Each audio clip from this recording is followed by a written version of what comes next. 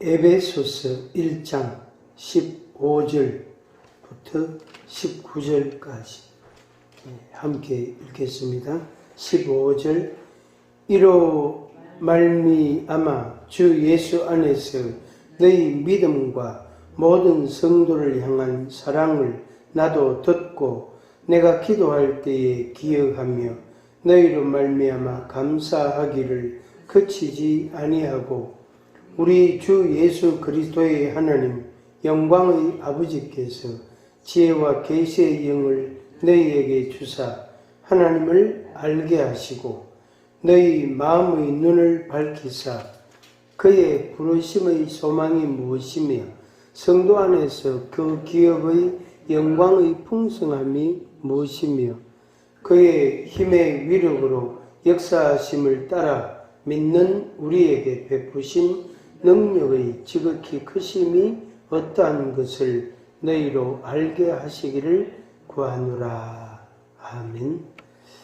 바울의 기도라는 제목의 말씀인데 이 에베소 1장 15절부터 19절 이 말씀이 성경 해석하는 분들이 대개 다 바울의 기도다 이렇게 이름을 붙입니다.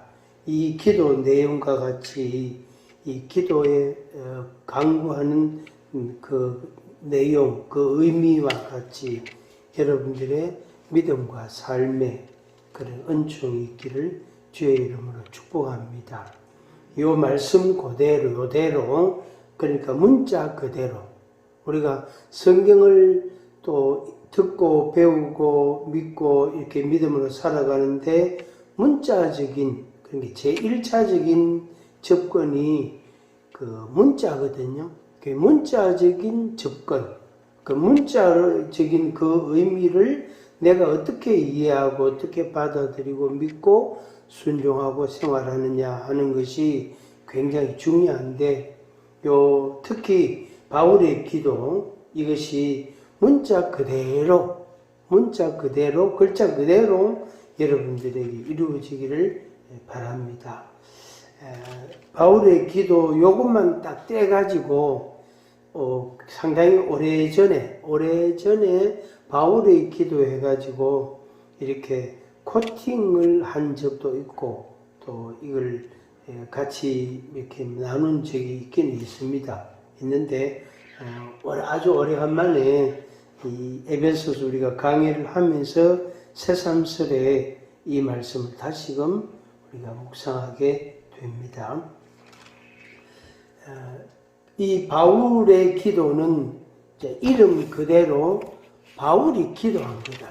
바울이 이렇게 되기를 원하노라 구하노라 하고 기도를 했는데 근데 이 기도는 바울이 감옥에서 구한 거예요. 감옥에서. 그리고 이제 에베소서가 옥중서신이잖아요. 그러니까 바울이 옥중에 있으면서 하나님 앞에 이런 기도를 드렸단 말이에요. 그러니까 이제 그냥 우리가 자유롭게 교제할 수 있을 때에 하는 의미하고 완전히 장소적으로 분리가 된 상황에서 이렇게 기도하는 것하고는 분명히 의미 전달이 다를 겁니다. 그래서 이 바울의 기도는 훨씬 더 바울의 진심이 담겼다, 간절함이 있다 이렇게 표현할 수가 있겠습니다. 한마디로 말하면 바울이 얼마나 기뻐하였을까? 바울이 얼마나 기뻐했을까? 하는 걸 여기에서 우리가 엿볼 수가 있는 것입니다. 주 예수님을 믿는 믿음과 받은 사랑이 우리 안에 있단 말이에요. 그러니까 우리가 예수님을 믿고 그 믿음으로 받는 사랑이 또 있단 말이에요. 그런데 그것이 이제 생활이라는 걸로 나타납니다.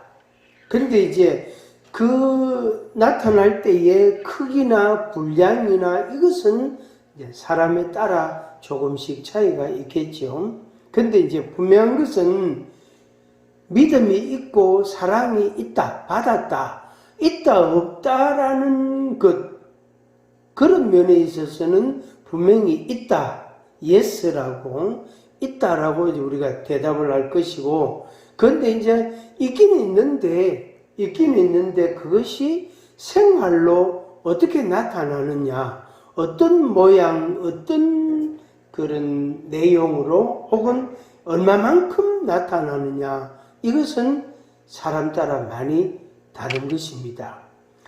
요한 2서 4절에 보면은 너희 자녀들 중에 우리가 아버지께 받은 계명대로 진리를 행하는 자를 내가 보니 심히 기쁘도다, 이런 말씀이 나옵니다. 너희 자녀들 중에 아버지께 받은 계명대로 그렇게 행하는 것을 보니 내가 심히 기쁘다, 이렇게 표현을 했습니다. 바울이 기도를 그렇게 하고 그 에베소 사람들이 그 말씀대로, 그 기도한 것대로, 그 내용대로 그들이 믿음이 성숙해가고 성장해가고 믿음으로 살아가는 모습을 보는 그 바울의 마음, 그 마음이 얼마나 기뻤을까 하는 겁니다. 이걸 우리가 이제 예수님하고 우리 개인하고 이렇게 딱 적용을 하면은 내가 하나님의 말씀을 믿고 믿음으로 순종해 갈 때에 하나님께서 우리 보고 얼마나 기뻐하실까? 아, 내 말을 저렇게 믿고 저렇게 순종하는구나 하고 하나님께서 매우 기뻐하실 것이다. 그래서 우리가 부르는 찬송 가운데, 노래 가운데 이런 제목이 있잖아요. 나 주님의 기쁨 되기 원하네. 내가 주님의 기쁨이 되기를 원한다. 그런 내용입니다. 이 한마디 말 속에 여러 가지 의미가 들어있겠죠. 나 주님의 기쁨이 되기를 원한다. 단순하게 기쁨 하나뿐 아니고 다른 용어들로서 이렇게 대입을 시킬 수도 있겠지요. 그래서 우리가 이 노래를 자꾸 부를수록 내가 진심으로 주님의 기쁨이 되기를 원합니다. 주님이 나를 보시고 기뻐하시는 것, 그것이 우리의 마음의 소망이 되고 그게 바로 내가 주님을 사랑하는 가장 좋은 표현이 되겠죠. 그래서 우리의 생활이 그만큼 이제 변화되고 성장해 가는 것입니다. 내가 이런 행동을 했을 때, 내가 이렇게 행하였을 때에 누군가가 기뻐한단 말이에요. 좋아한단 말이에요. 그럴 때에 그 가치는 굉장히 크다고 말할 수 있을 겁니다.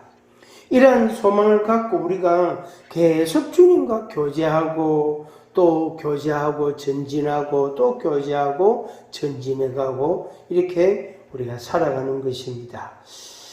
15절 다시 한번 보겠습니다. 이로 말미암아 위에 있는 말씀을 가리키는 겁니다.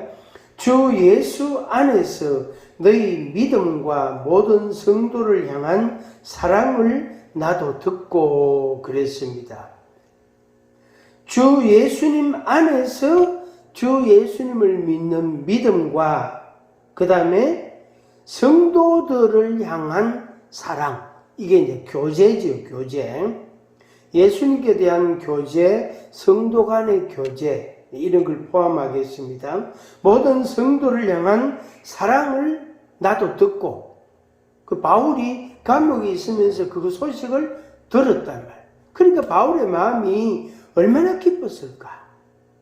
그래서 그 마음을 갖고 이제 16절에서 감사한다, 이렇게 했어요. 기도할 때마다 기억하고 감사한다. 이게 이제 바울의 진심을 나타내 주는 겁니다. 16절, 내가 기도할 때에 기억하며 너희로 말미암아 감사하기를 그치지 아니하고, 너희로 말미암아 내 마음의 기쁨이 계속된다, 감사가 계속된다, 이런 말입니다.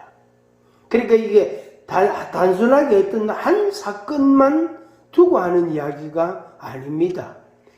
이 에베소 성도들이, 에베소 사람들이 하나님의 예수 그리스도를 믿고 그 말씀을 믿고 그 믿음 안에서 성도 간에 사랑을 하고 교제를 하고 하는 것들을 보니 바울이 기쁘단 말이에요. 당연히 하나님 아버지께서도 기뻐하시는 그런 내용입니다. 오늘 우리들도 이제 동일하게 똑같이 그대로 적용합니다. 그대로 적용하고 우리가 실제로 그렇게 이제 살아가야 됩니다. 다시 앞으로 돌아가서 8절 9절에 이는 그가 모든 지혜와 총명을 우리에게 넘치게 하사 지혜와 총명을 넘치게 하신다. 그 뜻의 비밀을 우리에게 알리셨다. 그의 기뻐하심을 따라 우리에게 대해서 예정하셨다. 이런 말씀들이 나옵니다. 지혜와 총명을 우리에게 넘치게 하신다. 왜 그러시느냐? 그것은 주님을 믿고 성도 간의 사랑을 하고 그래서 온전한 교제가 이루어지기를 바라는 주님의 마음. 다시 말하면 주님이 내가 기뻐하는 것은 내가 이런 것을 기뻐한다 하는 것을 지혜와 총명을 우리에게 주셔가지고 그걸 분명하게 알게 하는 거예요. 인간적인 우리가 지혜나 어떤 무슨 명철함이 있어도 귀한데 이 신령한 은혜, 신령한 복, 신령한 은혜에 있어서 하나님의 마음을 안다는 것은 굉장히 중요하단 말이에요. 그러면은 그 사람의 생활은 하나님의 말씀이라는 그 경계선이죠. 그걸 안 넘어가겠죠. 그걸 그 안에서 늘 생각하고 그리고 생활하고 그렇게 될 겁니다. 그런데 이것은 모든 사람에게 다 똑같이 주신 게 아니에요. 9절 말씀 그대로 이 그 뜻의 비밀을 우리에게 알리셨다. 여기에서 우리라는 말, 바울과 에베소 사람들입니다. 바울과 에베소 성도들, 그들을 가리키고, 그래 바울이 우리에게 알리셨다. 하나님께서 자기 뜻의 그 비밀을 우리에게 알리셨다. 에베소에 사는 모든 사람들에게 다 똑같이 가르쳐 주신 것이 아니다. 그래서 하나님께서 우리에게 예정하신 대로 하나님의 경륜 뜻인데 하나님의 경륜에 의해서 예정하신 그 사람들에게만 주시는 거예요. 그래서 구약이나 신약이나 그 똑같은 말씀이 나오는데 그게 뭐냐면은 야곱은 사랑하고 에서는 미워하고 야곱이 동생이잖아요. 작은 아들이잖아요. 그런데 야곱은 사랑하고 에서는 미워하고 요 말씀이 구약에서나 신약에서나 계속 똑같이 나옵니다. 왜 하나님께서 야곱에게는 사랑을 주시고 그가 잘못한 게 얼마나 많은데요. 나쁜 짓을 얼마나 많이 했는데요. 그런데도 하나님께서는 그 야곱의 모든 허물을 다 덮어주셨단 말이에요. 보자기로 이래 덮어놨단 말이에요. 보자기로 무덤처럼 무덤에 그 시신을 넣어서 봉을 만들잖아요. 흙을 덮어보잖아요. 그 냄새 안 나잖아요. 그런 것처럼 야곱의 그 많은 허물을 주님이 다 덮어주시고 그를 사랑하셨대. 근데 반대로 에서는 이런 허물이 있고 저런 죄악이 있고 그 분명히 있지만 그것을 하나님이 다 덜추어내가지고 그 죄에 대해서 하나님께서 에서에게는 일일이 다 갚으셨다. 그래서 그걸 우리가 설명이 불가능한 거예요. 그러니까 에서 입장에서는 너무너무 억울하다고 말할 수 있겠죠. 야곱 입장에서는 하나님의 은혜와 사랑이 너무너무 귀하고 감사합니다. 그저 막 엎드릴 때마다 기도할 때마다 감사의 기도가 그치질 않겠죠. 그래서 하나는 야곱은 사랑하고 에서는 미워하시고, 이게 이제 하나님의 경륜이에요. 하나님의 예정하심이에요. 그 오늘 우리 개인에 대해서도 마찬가지예요. 어떤 사람은 그 말씀을 쉽게 받아들이고 믿는가 하면, 어떤 사람은 똑같은 말씀인데도 굉장히 어려워한다. 못 받아들인단 말이에요. 그게 이제 사람의 차이가 아니에요. 물론 이제 사람의 이해력의 차이, 이런 것도 지식의 차이, 그것도 조금은 우리가 설명할 수 있겠지만은 근본적인 것은 그게 아니고 하나님의 경륜, 하나님의 뜻을 따라 예정하신 자에게는 믿음을 계속 주시고, 그렇지 않는 자, 유기하신 자에게는 하나님께서 있는 것까지 빼앗아버려요. 믿음을 그 사람 속에, 마음 속에 안 두는 거예요. 그게 이제 다른 말씀으로 이런 말씀이 나오잖아요. 다른 말씀이. 그게 뭐냐면은, 어떤 사람에게는 깨달아가지고 하나님의 말씀을 듣고 깨달아서, 그래서 회개하고 하나님께로 돌아와서 하나님을 경외하는 사람이 되려고 하는 사람이 있단 말이에요. 그래서 하나님께서 그들을 막으시는 거예요.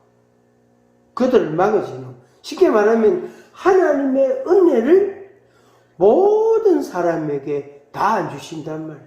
요 사람들만, 예정하신 그들에게만 하나님의 은혜를 주신다. 그래서 진주를 돼지에게 주지 말아야겠다. 그게 격언이지만, 속담이지만 그 말씀을 인용한 거예요. 돼지에게 진주를 주지 마라. 돼지가 진주인 줄을 모른다. 그걸 깨물지도 못하고 버린단 말이에요. 밟아버린단 말이에요. 그래서 어떤 사람에게는 하나만 줘도 너무너무 감사하고, 어떤 사람은 10개를 줘도 이게 귀한 건지 좋은지를 모른단 말이에요. 그래서 하나님께서 하나님의 뜻의 비밀을 모든 사람에게 다 허락하신 것이 아니다. 그래서 허락된 사람이 있고, 허락하지 아니하시고 그들에게 마음이 싹 트는 것조차 싹 잘라버려요. 그래서 믿음의 마음이 그들에게 없도록, 쉽게 말하면은 그들을 벌하실 수 있는, 그들에게 진노하실 수 있는 합법적인 조건을 하나님이 만드시는 거예요. 내가 그렇게 전했는데 안 믿었잖아. 나를 받아들이지 않았잖아. 나를 섬기지 않고 우상을 섬겼잖아. 그게 이제 하나님의 심판의 조건이란 말이에요. 그래서 그 심판하시는 조건을 하나님이 만들어 가시는 것처럼 그 믿음을 빼앗아버리는 사람이 있단 말이에요. 근데 어떤 사람은 받기 싫다 그래도 막 주는 사람, 계속 꾸역꾸역 믿음을 갖도록 주는 사람이 또 있단 말이에요. 그게 앞서 말씀드린 야곱은 사랑하시고 에서는 미워하시고, 이 관계는 영원입니다. 영원히 그 관계, 그 설정이 이루어집니다. 그래서 야곱은 영원히 사랑하고 에서는 영원히 미워하시고, 그게 하나님의 경륜입니다. 그게. 자, 17절 보겠습니다. 17절. 우리 주 예수 그리스도의 하나님, 예수 그리스도의 하나님, 영광의 아버지께서, 주 예수 그리스도의 하나님 아버지께서 지혜와 계시의 영을 너희에게 주사, 하나님을 알게 하시고. 자, 너희에게 주사요까지만 하나님 아버지께서 주 예수님의 하나님 아버지께서 오늘 우리의 하나님 우리의 아버지께서 지혜와 계시의 영을 주셨다 했습니다. 지혜와 계시의 영을 주셨다. 앞에 8절에서 나온 것처럼 지혜와 총명을 넘치게 하사 거의 비슷한 말씀입니다. 지혜와 계시의 영을 주셨다. 지혜는 말 그대로 지혜고 계시는 모르는 것을 열어서 알게 해 주신다. 쉽게 말하면은 내 지혜로서 하나님이 내게 주신 그 지혜로서는 도무지 알 수 없어. 그까지밖에 몰라. 그것밖에 알지 못한단 말. 그런데 하나님께서 그에게 계시를 딱 주실 때에는 알게 되는 거예요. 그래서 지혜보다 계시의 영이 훨씬 더 큽니다. 지혜도 크지만 지혜보다 계시가 더 큽니다. 그래서 하나님께서 계시의 영을 우리에게 딱 주어서 어떻게 알게 하신다. 알게 하신다. 그런데 이것을 지혜는 에서에게도 좀 있을 수 있어요. 쉽게 말하면은 태양을 보고 동식물을 보고 꽃들을 보고 인간을 보고 또 세상을 보면서 하나님이 계신다. 하나님이 창조하셨다. 하나님이 역사하신다. 그 정도는 안단 말이에요. 그것도 모르고 그것도 부정하는 사람이 많지만 지혜로서 그 정도는 알게 됩니다. 그런데 에스에게 하나님께서 계시의 영은 주지 아니했어요. 계시해 주지는 아니했다. 야곱에게는 그걸 계시해 주셨다. 그래서 이제 구약 성경에 우리가 보는 그대로인데 야곱은 꿈을 통해서나 음성을 통해서나 하나님께서 그에게 말씀하신 적이 없어요. 에서에게는. 근데 야곱에게는 야곱의 생애에 있어서 중요한 사건 있을 때마다 중요할 때마다 하나님께서 꿈을 통해서 혹은 음성을 통해서 야곱에게 알려주셨어요. 이렇게 해라. 또 두려워하지 마라. 내가 너와 함께한다. 이런 말씀들을 하셨어요. 그게 바로 야곱에게만 주신 하나님 아버지의 지혜와 계시의 영입니다. 이 은혜가 성도 여러분들에게 넘치기를 주의 이름으로 축복합니다. 그래서 우리의 생활 가운데서 하나님이 주신 지혜라는 게 있단 말이에요. 이 만물을 보고 하나님이 창조하셨구나. 하나님이 역사하시는구나. 이렇게 이해하고 그것을 믿고 감사하고 그 정도는 할 수 있단 말이에요. 그런데 계시의 영을 주셔야만 하나님의 뜻을 분명하게 알게 되는 겁니다. 그래야만이 우리가 시험에 들지 않고 범죄하지 않게 됩니다. 오늘 아침에 제가 5시 한 5분 전쯤 잠이 깨 있는데 별로 안 좋은 꿈을 꿨어요.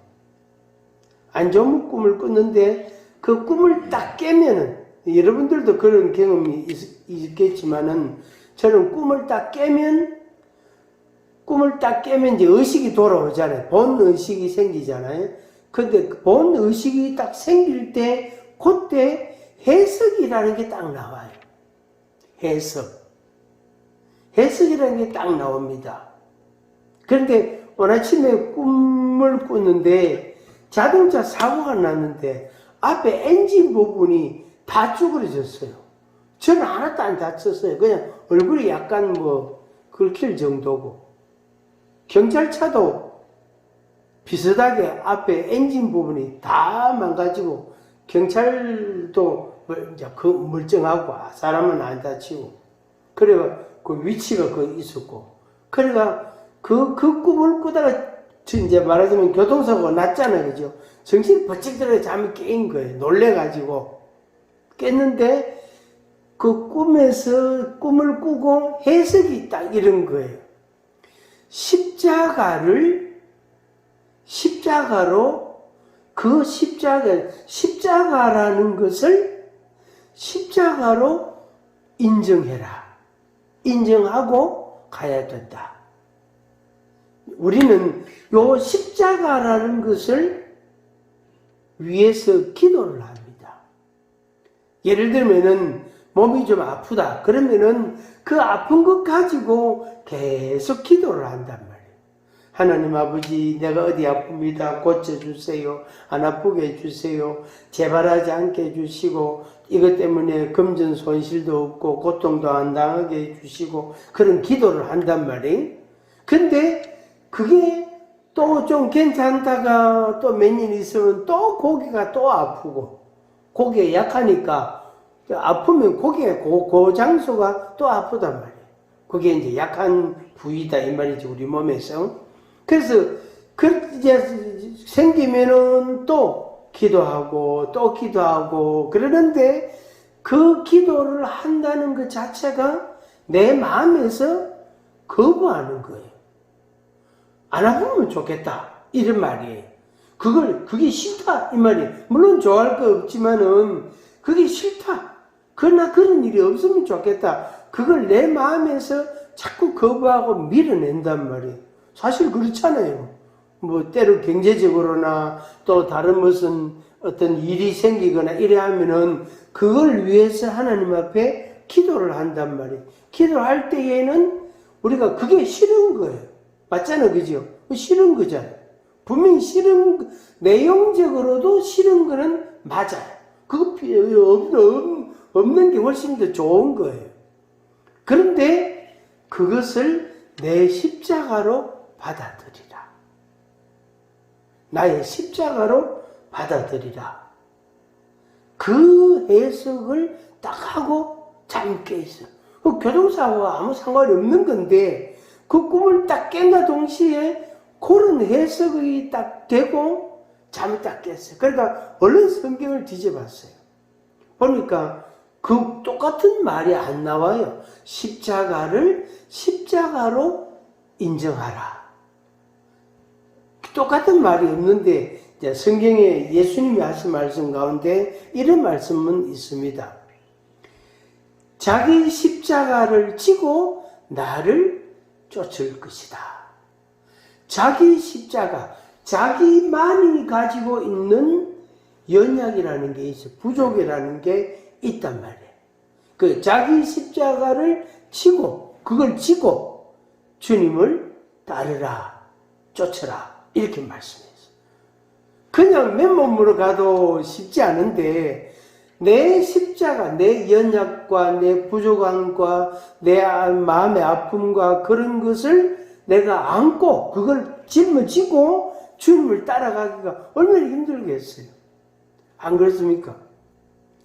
그래서 성경에 있는 내용을 제가 그렇게 이제 일단 그렇게 적용을 하고 이제 끝냈습니다. 정리를 했습니다.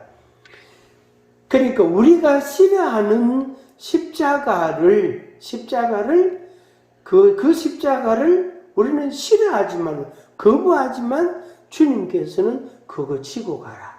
그거 안고 그걸 십자가로, 너의 십자가로 그걸 갖고 가라.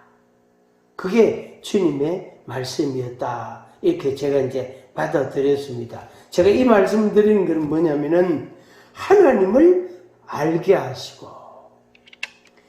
에베소서 1장 17절에 나오는 하나님을 알게 하시고 지혜와 계시의 영을 우리에게 주시는데, 제일 첫 번째 왜 주시는가? 목적이 뭐냐? 이유가 뭐냐? 하나님을 알게 하려고. 우리 인생은 하나님을 알 수가 없단 말이에요. 하나님을 알 수 없단 말이에요. 존재 자체도 우리가 알 수 없고 당연히 내용도 알 수가 없단 말이에요. 그게 아는 방법은 우리가 알 수 있는 길은 이 성경밖에 없어요. 다른 방법이 아무것도 없어요.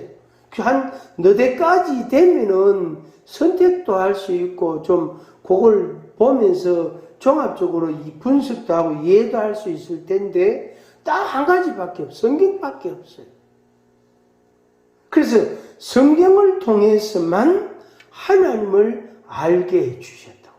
그런데 그것을 어떻게 지혜와 계시의 영을 우리에게 안 주시면 하나님의 말씀으로만 하나님을 알게 되는 이것을 알지 못하게 되는 거예요. 알지 못하게 돼요. 그래서 따지고 보면은 우리가 하나님을 안다는 것은 굉장히 표피적인 겁니다. 부분적입니다. 껍데기입니다. 수박 그닥기식으로 수박 껍질만 보고 수박이니까 당연히 그 속에 빨갛게 익은 맛있는 달고 맛있는 부분이 있겠지라고 생각할 뿐이지. 근데 하나님의 관해서는 그것조차 없단 말이에요. 그것조차.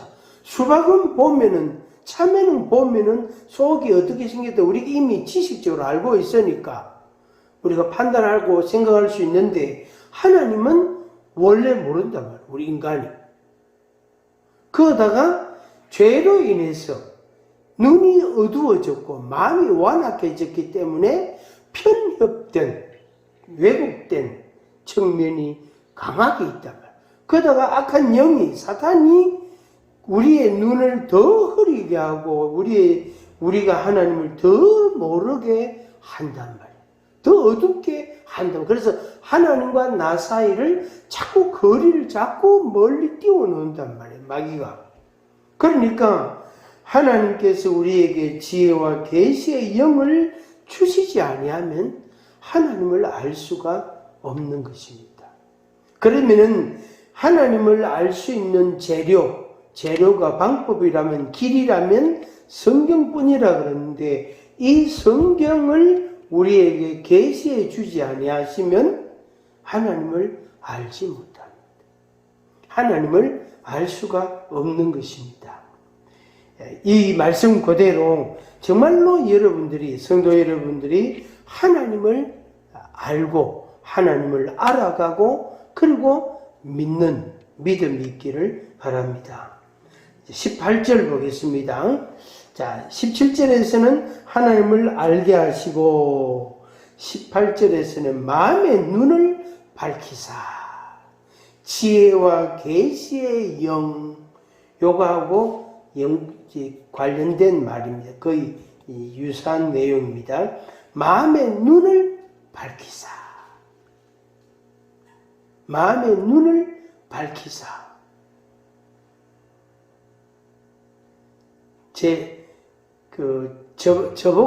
저보고 이래저래 만나는 분들이 저의 장점을 저는 저 자신을 별로 인정 안 하는데 그분들이 저의 장점에 대해서 이야기를 하는 게 있어요. 그래서 아이고 저건 뭐 그렇지 않습니다 하고 겸손한 말로 대답은 하지만 그걸 이제 몇 번 들으니까 그렇게 싫지는 않더라고요. 좋은 말이니까, 좋은 뜻 내용이니까. 그러니까 그것 가지고 쉽게 말해서 우리가 머리 좋다, IQ가 높다, 지혜롭다, 슬기롭다, 그것 가지고 하나님을 모릅니다. 하나님을 알 수 없습니다. 우리가 보통 이해력 그러잖아요. 이해력. 혹은 지력, 알아듣는 능력, 지력, 이해력 이런 말을 쓰는데 그것이 좀 뛰어난 사람이 있고 조금 한 박자 늦는 사람이 있어요. 그리고 IQ는 높아도 지력이 떨어진 사람이 있고 IQ는 낮은데 이해력이 좀 빠른 사람이 또 있어요. 그게 이제 우리가 딱히 평가할 문제는 아니고 여기 마음의 눈을 밝히사 요거 이 마음의 눈을 밝히사 내 마음의 눈을 밝히 그러니까 내 마음이 그걸 빨리 알게 된단 말이에요. 빨리 습득하게 된다. 그게 머리가 좋고 그런 지력이 있고 이해력이 있어서 되는 사람도 있고, 또 실제로 다른 기능들은 좀 약한데 그 기능이 살아있는, 아주 그 기능이 아주 뚜렷한 사람이 있어요. 그런 사람들은 그 주변인들로부터 좀 인정을 받을 수 있겠죠. 마음의 눈을 밝히사 그의 부르심의 소망이 무엇이며, 부르심의 소망, 왜 나를 불렀었지? 하나님이 왜 나를 불렀었지? 내게 뭘 주시려고 그러지? 뭔가 주실 모양이다. 이게 부르심의 소망. 그걸 우리에게 어떻게 알게 하신다. 그럴 때 그 사람의 믿음은 굉장히 이제 또렷해지겠죠. 아주 분명한 믿음의 생활이 이어질 수 있겠죠. 그러니까 하나님을 믿는 믿음이 있고 소망이 있다면 그 사람의 생활은 변합니다. 그래서 하나님이 나에게 이렇게 하려고 나를 부르셨구나 하는 겁니다. 아까 제가 아침에 꿈 이야기 했잖아요. 그래서 그 꿈을 깨고 제가 정신을 바짝 차렸어요. 그래서 시험에 들지 않게 하옵소서. 또 성도 여러분들에게도 시험에 들지 않게 하옵소서. 이런 기도를 여러분들이 한 번씩, 매일 할 수도 있지만 한 번씩 마음에 생각이 날 때마다 꼭 하시길 바랍니다.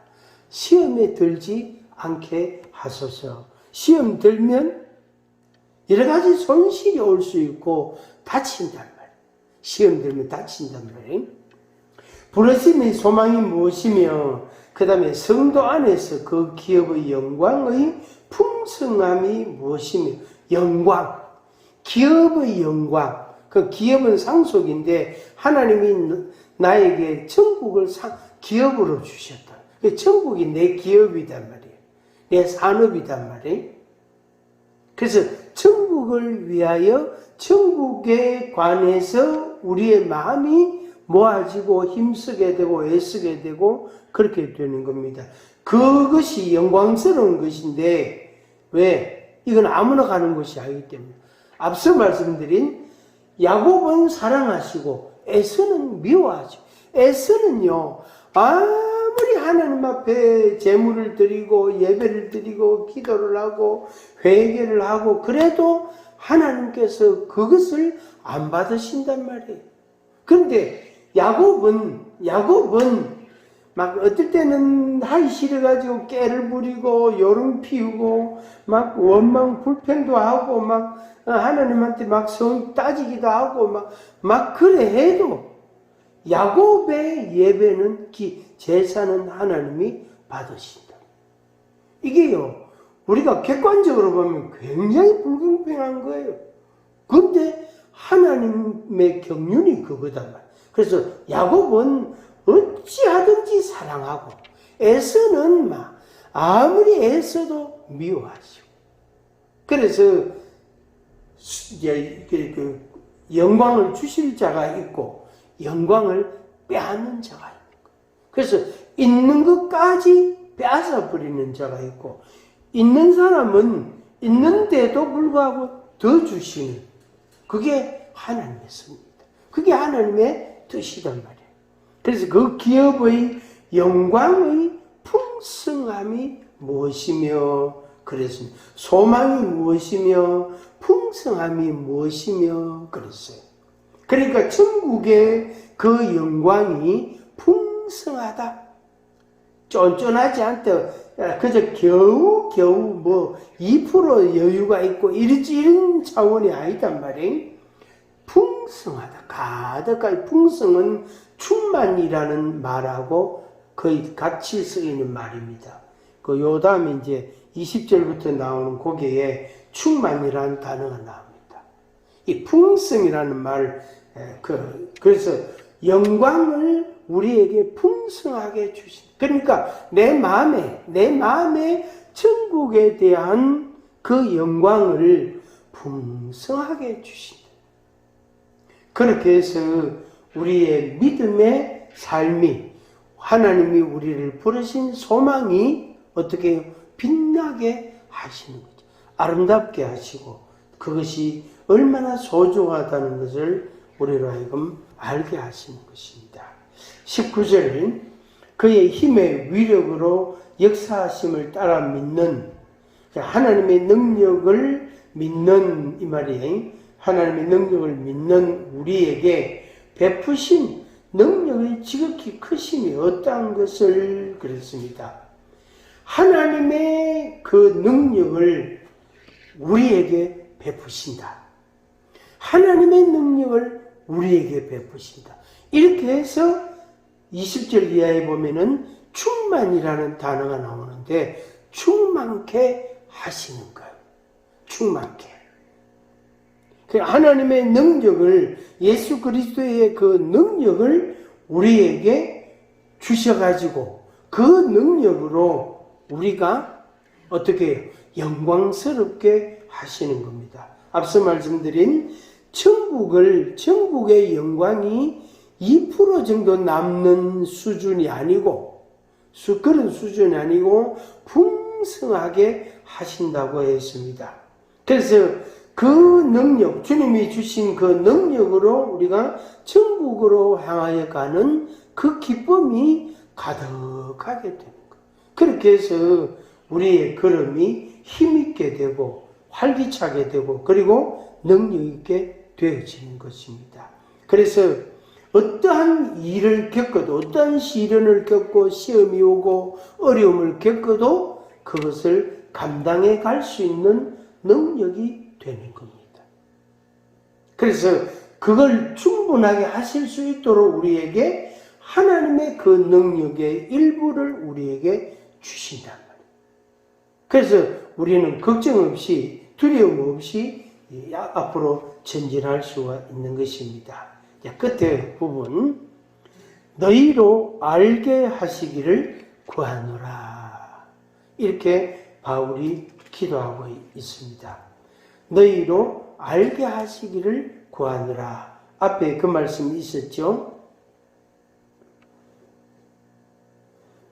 17절에 하나님 너희에게 주사 하나님을 알게 하시고 하나님을 알게 하시고 하나님이 이렇게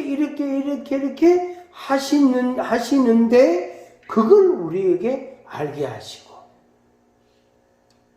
그래서 하나님도 알고 하나님이 하시는 일들도 우리로 하여금 알게 하시고 그렇게 해서 하나님과 우리가 어떻게 해요? 연합이 하나가 되는 겁니다. 그래서 온전함을 이루어가게 되어지는 겁니다. 우리 몸에 면역력이라는 게 있잖아요. 면역력, 그 힘이잖아, 그죠? 면역력이 약한 사람은 그냥 감기 바이러스만 그냥 옮아도 그것 때문에 맨날 며칠을 고생한다고. 억수로 힘들다고.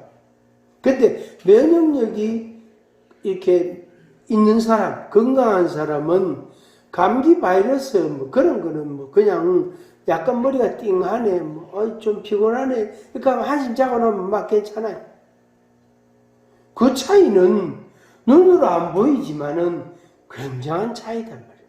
그 면역력이 약한 사람은 어떠한 질병을 하든지 질병에 걸릴 확률이 매우 높습니다. 반대로 면역력이 강한 사람, 건강한 사람은 어지간한 바이러스, 세균이 침입을 해도 몸에 들어와도 열이 좀 나고 몸살 앓는 것처럼 겪고 나면은 그냥 뭐 어느 날 그만 괜찮은 거예요. 푹 자고 나면 괜찮은 거예요.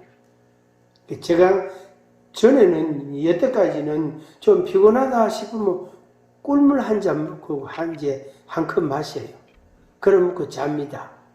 근데 요새는 그거 안 되더라고. 그냥 좀 피곤하다, 아이고 머리가 좀 띵하네 싶으면 따뜻한 꿀물 한 잔 딱 마시고 자면은 자고 일어나면 아침에 그냥 평소처럼 여성하게 일어나요. 그런데 이게 세월이 자꾸 흘러가다 보니까 이게 안 되는 거예요. 그래서 따뜻한 꿀물 먹고도 안 되면 맹꿀 있죠. 그냥 숟가락 가지고 반 숟가락 떠서 먹고 물 한 모금 먹고 입안에 그래 헹궈 가지고 삼키고 뭐 그걸 한 번 더 그러니까 2잔 마신다 이렇게 생각할 정도로 조금 애를 씁니다. 그게 안 되더라고요.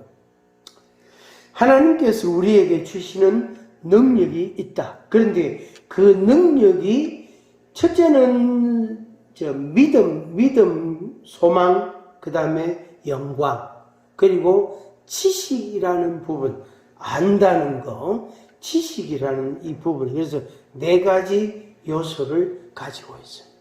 거기에다가 플러스 능력입니다. 그러니까 앞에 4가지가 이렇게 합하여지면 그게 능력이 되는 거예요. 그 하나님을 아는 지식, 믿음, 소망, 그 다음에 영광, 그것이 합쳐져서 힘이 되는 거예요. 힘이 되는. 그것을 우리를 주셔서 우리가 이 땅에서 시험 들지 않고 승리하게 하시는 것입니다. 성도 여러분들의 인생 가운데 하나님의 은혜가 더욱더 날마다 충만하기를 주의 이름으로 축복합니다. 기도합니다.